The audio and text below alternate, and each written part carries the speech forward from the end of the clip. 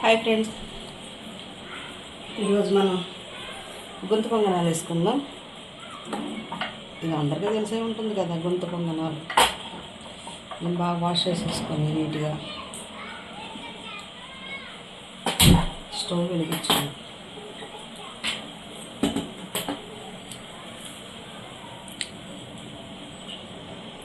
మరీ హైలో వద్దు, లోలో వద్దు, మీడియం పెట్టుకోనమాట. వాటి పని తగిలేదాకా దోశల పిండి వేసుకున్న తర్వాత 1-2 రోజులు దోశలు బాగానే ఉంటాయి. ఫ్రిడ్జ్లో పెట్టుకుంటే 3వ రోజు అట్లా దోశలు చాలామంది తినలేరు కదా, కొంచెం పులుపు వస్తాయి. మా ఇంట్లో అయితే తినరు. 1-2 రోజులు అంతే దోశలు. ఇక 3వ రోజు దోశ పిండిలో ఉల్లిపాయలు, పచ్చిమిరపకాయలు, కొంచెం జీలకర్ర, ఉప్పు వేసేసుకొని వీటిని ఈవినింగ్ స్నాక్స్ లాగా బాగుంటాయి వేడివేడిగా. దీంట్లో కాంబినేషను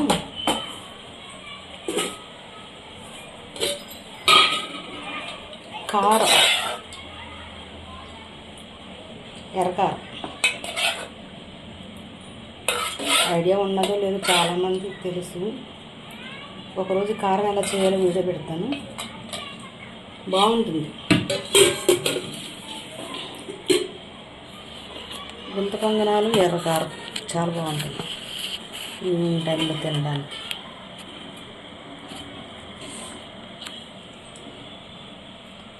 ఇలాంటి వాటికి యూజ్కి 20 రూపాయలు లిమ్కా, థమ్సప్, స్ప్రైట్ అలాంటి బాటిల్స్ ఉంటాయి కదా, క్యాప్కి కొంచెం వేడి చేసి ఇట్లా పైకి లేపి కట్ చేసుకుంటే ఆయిల్ వేసుకోవడానికి బాగుంటుంది. ఈ గుంట పొంగనాలకి ఆయిల్ ఏమంత ఎక్కువ ఏం పట్టేది, జస్ట్ లైట్గా వేసుకుంటే చాలు.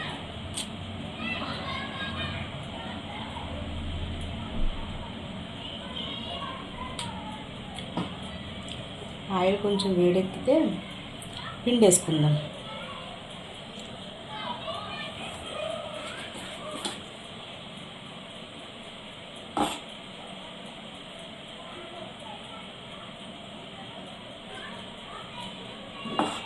నిండా వేయకూడదు, కొంచెం గ్యాప్ ఉంచుకోవాలి, ఎందుకంటే అవి మళ్ళీ ఉబ్బుతాయి అన్నమాట. నిండా వేస్తే అదంతా బయటకు వచ్చేస్తుంది పిండి. కొంచెం తగ్గించుకుంటే సరిపోతుంది. మనం ఇడ్లీ వేసుకుంటాం, నిండా వేయం కదా, అట్లానే ఇది కూడా.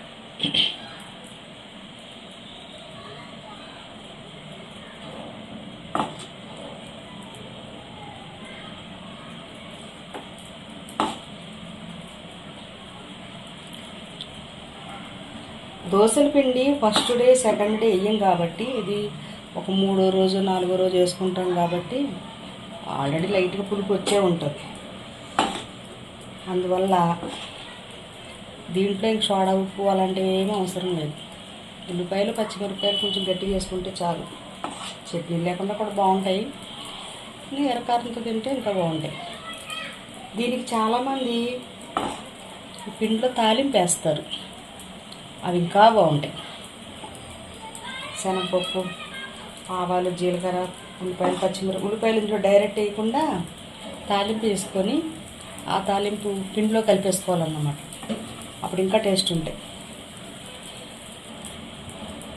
పైన కొంచెం ఆయిల్ లైట్గా, ఎందుకంటే మళ్ళీ టర్న్ చేస్తాం కదా, మళ్ళీ అడుగుకి ఆయిల్ వెళ్దు, కొద్దిగా ఆయిల్ వేస్తాం.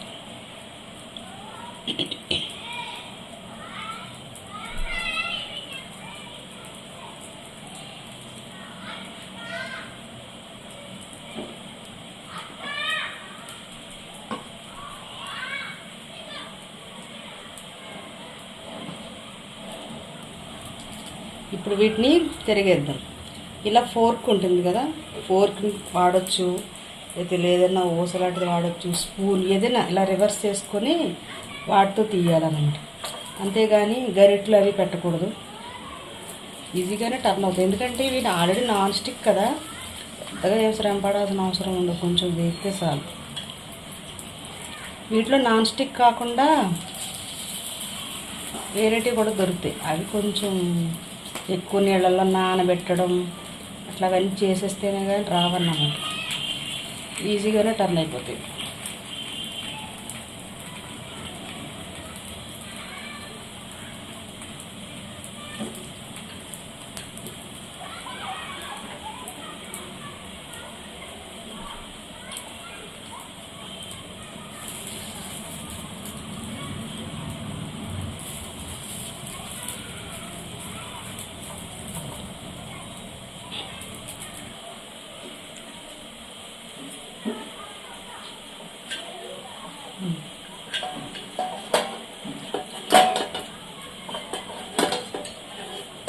ఫస్ట్ టైం కొంచెం రిస్క్, సెకండ్ టైం బాగా వచ్చేస్తాయి రేట్.